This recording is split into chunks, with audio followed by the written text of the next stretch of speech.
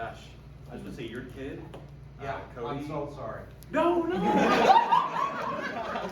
Cody is a joy to have in class. Holy crap, are you serious? I know that things were, I think, if I remember correctly, you had some relationship issues. Yeah, I mean, he's pretty much the reason for the divorce. Yeah.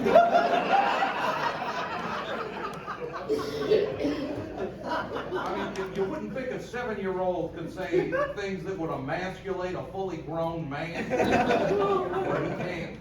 Hadn't done any of that to you? No. Really? No, he's been kind and respectful and a hard worker, yeah. A hard worker? Wow. So why'd you call me in here? Well, kind of embarrassed to say you're single.